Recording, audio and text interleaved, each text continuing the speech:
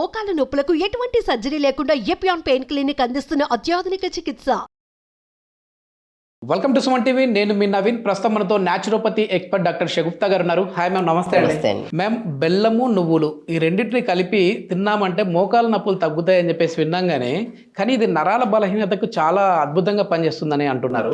So ఏంటి ఇందులో ఉన్న స్పెషాలిటీ ఏంటి? అదేవిధంగా ఈ నర్వ్ వీక్నెస్ ని తగ్గించుకోవాలంటే వీటితో పాటు ఇంకా ఎట్లాంటి ఫుడ్ తీసుకోవాలి? ఒకటి నర్వ్ వీక్నెస్ అనేది ఈ మధ్యకాలంలో ఖచ్చితంగా కాల్షియం డెఫిషియన్సీ వల్ల కానీ, B12 డెఫిషియన్సీ, ప్రత్యేకంగా ఐరన్ డెఫిషియన్సీ వల్ల నర్వ్స్లో ఆ స్ట్రెంగ్త్ లేదు. మనం చాలా మందిలో బాగా డ్రింక్ చేసే వాళ్ళలో చూసేవాళ్ళం, బాడీ షేకింగ్ కానీ, వీళ్ళు బాగా డ్రింక్ చేసే వాళ్ళని కనుక్కునేవాళ్ళం.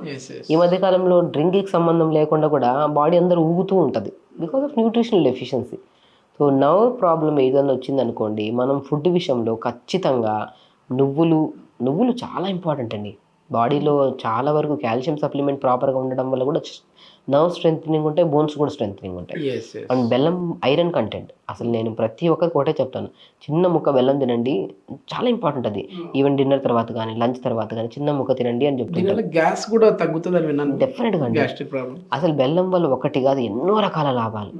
సో అది మనం ఏ రూపంలో తీసుకోవాలి? ఇప్పుడు మన నరాల బలహీనత గురించి మాట్లాడుతున్నాం. కొంతమందిలో కాల్షియం డెఫిషియన్సీ వల్ల రావచ్చు, కొంతమంది ఐరన్ డెఫిషియన్సీ వల్ల వస్తుంది, కొంతమందికి B12 డెఫిషియన్సీ వల్ల, కొంతమంది D విటమిన్ డెఫిషియన్సీ వల్ల వస్తుంది. సో వీటి నాలుగిటిని మనం సమంగా ఒక లడ్డు లాగా చేసుకోవచ్చు, లేదంటే ఒక స్నాక్ లాగా చేసుకోవచ్చు. అది ఎలా చేసుకోవచ్చు? ఇప్పుడు మనం ఏమనుకున్నాము, కాల్షియం డెఫిషియన్సీ అనుకున్నాం. కాల్షియం డెఫిషియన్సీ ఒక 40% రీజన్ నరాల బలహీనత. దాంట్లో తెల్ల నువ్వులు కానీ, నల్ల నువ్వులు కానీ తీసుకుంటాం. B12 డెఫిషియన్సీ కూడా అని చెప్పాము. పూల్ మకానా అని దొరుకుతుంది, పూల్ మకానా, తామర రోజులు అవి వేసుకోవచ్చు, కొన్ని పిస్తా కూడా వేసుకోవచ్చు. దాంతోపాటు D విటమిన్ డెఫిషియన్సీ అనుకున్నాం. D విటమిన్ డెఫిషియన్సీలో మనకి పూల్ మకానా కవర్ అవుతుంది, ఆల్మండ్స్ కవర్ అవుతాయి. At the same time rajgira seeds అంటారు, తోటకూర విత్తనాలు అద్భుతంగా పనిచేస్తాయి. నరాల తిమ్మిరి కానీ, బలహీనత కానీ, నరాలలో అంటే నిస్సత్తుగా అనిపించిన వాటికి కూడా అద్భుతంగా పనిచేసేది తోటకూర విత్తనాలు. దాన్ని రాజగిరా సీడ్స్ అంటారు. వీటిని ఏం చేస్తాము, తోటకూర విత్తనాలు కూడా చిన్నగా గసగసాలాగా ఉంటాయి. ఈ పెనం మీద వేసుకొని వేపేస్తే పాప్కార్న్ లాగా పెద్ద పెద్దగా ఇట్లట్టు అవుతాయి. అవి కొన్ని ఆల్మండ్స్, కొన్ని పిస్తా, కొన్ని మనం మ్యాక్సిమం తీసుకుంటే కొన్ని తెల్ల నువ్వులు లేదంటే నల్ల నువ్వులు, వీటన్నిటిని కొద్ది పూల్ మకానా. వీటిని బెల్లం కూడా ఇంపార్టెంట్ అన్నాం కదా, బెల్లంని పాకంలాగా చేసి ఇందులో వేసేసుకొని మంచిగా ఒక చక్కీలాగా చేసుకుంటారా లేదంటే ఉంటలాగా చేసుకొని ప్రతిరోజు తినమంటాను. చాలా మంది అంటారు డయాబెటిక్ వాళ్ళు తినచ్చా, ఈ వీడియో చూస్తున్న ఫస్ట్ బెల్లం అన్న వెంటనే డయాబెటిక్ వీళ్ళు తినచ్చా అని చెప్పి కామెంట్ చేస్తారు. ఫస్ట్ ఏంటారు, డయాబెటిక్ వాళ్ళు కూడా తినొచ్చు బెల్లం, కానీ ఒక లిమిట్. ఇప్పుడు మనము మిగతా అంతా తినే బదులు, అంటే లైక్ మనము హై కంటెంట్ ఆఫ్ షుగర్ని పెంచే ఫుడ్లు తీసుకునే బదులు డైలీ ఒక స్ట్రెంత్ కోసం ఒక లడ్డు తినడం వల్ల తప్పలేదు. ఇలాంటి వాళ్ళు వైట్ రైస్కి బదులు డయాబెటిక్ ఉండే వాళ్ళు బ్రౌన్ రైస్ కానీ, రెడ్ రైస్ కానీ తీసుకుంటే డయాబెటిక్ కంట్రోల్ అవుతుంది. దాని రీప్లేస్మెంట్లో నేను తీసుకుంటున్నా ఒక బెల్లంతో చేసిన లడ్డు. ఆ క్రేవింగ్ తినట్లేదన్న క్రేవింగ్ పోతుంది, అండ్ స్ట్రెంత్ కూడా వస్తుంది కదా. ఇలా లడ్డు ప్రిపేర్ చేసుకొని తీసుకోండి. ఫుడ్ విషయంలోకి అయితే ఇదండి. ఆకుకూరలో కూడా నరాల బలహీనతకి మునగాకు కానీ, బచ్చల కూర భలే పనిచేస్తుంది. బచ్చల కూర కానీ, మునగాకు కానీ, ముల్లంగి ఆకు కానీ, మన ముల్లంగి ఆకు ఉంటుంది, ముల్లంగి ఆకు కూడా ముల్లంగి తింటే మంచిదని. ముల్లంగి ఆకు కూడా అద్భుతంగా పనిచేస్తుంది. ముల్లంగి ఆకు కానీ, మునగాకు కానీ, బచ్చల కూర కానీ, వీటిని కూడా కర్రీస్ రూపంలో కానీ, రసం రూపంలో కానీ చేసుకోమంటుంటాను.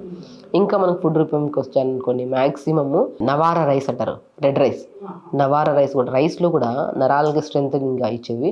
నేను మ్యాక్సిమం నరాల బలహీనత ఉందంటే రాత్రిపూట నానబెట్టిన మజ్జిగన్నాన్ని తినమంటుంటాను.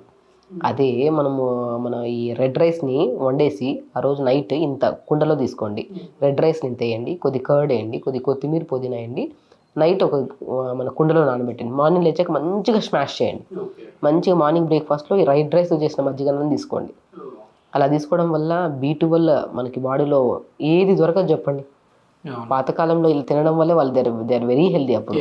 సో ఇలా తీసుకుంటూ నట్స్ బాగా తీసుకుంటూ ప్రతిరోజు ఫుడ్ ఇంత పర్ఫెక్ట్గా ఉన్నప్పుడు ఫిజికల్ యాక్టివిటీ కూడా ఇంపార్టెంట్. ఒక 1 అవర్ కుదిరితే అట్లీస్ట్ ఒక ½ అన్ అవర్ అయినా యోగా చేయండి. మార్నింగ్ ఒక ½ అన్ అవర్ యోగా చేసుకొని డైలీ ఇలా ప్లాన్ చేసుకుంటే మనకి ఏ ప్రాబ్లమ్స్ రాకుండా మనం హెల్దీగా. ఓకే, ఉదయం లేస్తూనే అరికాలలో మంటలు కావచ్చు, తిమ్మిర్లు వస్తూ ఉంటాయి. ఇది కూడా దీని సింటమేనా అండి? అంటే నర్వ్ ప్రాబ్లం వల్లేనా ఇదంతా కూడా? కొన్ని రీజన్స్ ఉన్నాయండి. కొంతమందిలో వాతం, వేడి ఎక్కువైపోవడం వల్ల కూడా, బాడీలో వేడి ఎక్కువైపోయింది అనుకోండి, అది బాడీ ఎలా తెలియజేస్తుంది, అరికాలలో మంటలు కానీ, అరికాలలో పగలు కానీ, బాడీ అంతా వేడైపోవడం వల్ల తిమ్మిరి రావడానికి కూడా కారణం. ఒకటి నరాలలో బలహీనత కారణాలు 2 ఉంటాయి. ఒకటి వాతం వల్ల వచ్చిన వేడి వల్ల వస్తాయి, కొంతమంది న్యూట్రిషనల్ డెఫిషియన్సీ. ఇలా వేడి వల్ల వచ్చిన నరాల బలహీనత అనుకోండి, బార్లీ వాటర్ తాగండి. ఒక 1 లీటర్ వాటర్లో ఒక 1 స్పూన్ అంత బార్లీ నానబెట్టండి. ఒక 1 అవర్ అయిన తర్వాత కొంతమంది బార్లీని ఓవర్ నైట్ నానబెట్టి తాగుతుంటారు. దానివల్ల యూరిన్ స్మెల్ వస్తుంటుంది. మార్నింగ్ లేచాక 1 లీటర్ వాటర్లో 1 స్పూనే వేయండి. 1 అవర్ అయిన తర్వాత బార్లీ తీసేసండి. ఆ నానబెట్టిన వాటర్ ఉన్నాయి కదా, పొద్దున ఒకసారి, మధ్యాహ్నం ఒకసారి, సాయంత్రం ఒకసారి 3 పూట్ల డివైడ్ చేసుకొని తాగండి. అలా తాగుతూ కోకోనట్ వాటర్ తాగండి, కీరా తినండి, వేడి తగ్గుతుంది ఆటోమేటిక్. ఇంకా మామూలుగా ఈ B12 డెఫిషియన్సీ అంటేనే ఇంజక్షన్లు ఇస్తూ ఉంటారు, అంటే ఈ కాళ్ళ తిమ్మిర్లు వస్తున్నాయి. సో ఆ B12 అంటే నరాల బలహీనత ఉన్న వాళ్ళకి B12 ఎందుకంటే ఇవ్వాలి వాళ్ళకి?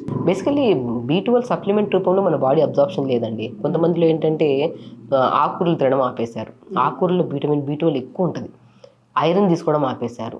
ఐరన్ ఆకుకూరలో కూడా ఎక్కువ ఉంటుంది. సో B12 సప్లిమెంట్ అనేది బాడీ తీసుకుంటున్న అబ్జార్ప్షన్ కెపాసిటీ కోల్పోతుందంటే బికాస్ ఆఫ్ జంక్ ఫుడ్.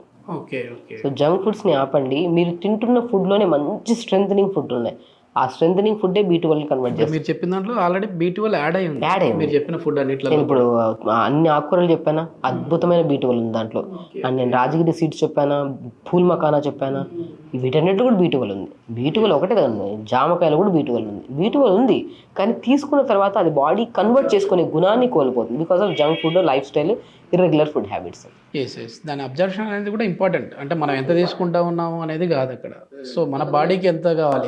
కొంతమంది అంటారు నాన్ వెజ్లోనే B12 ఉంది, మేము వెజిటేరియన్స్ కదా B12. అట్లనే కాదు, వెజిటేరియన్లో కూడా అద్భుతమైన B12 ఉంది. ఆ B12ని తీసుకున్నా కూడా బాడీ రిసీవింగ్ కెపాసిటీ కోల్పోయింది because of gastric issue, life style, stress, ఇవన్నిటి వల్ల. కరెక్ట్ టైంకి తినండి.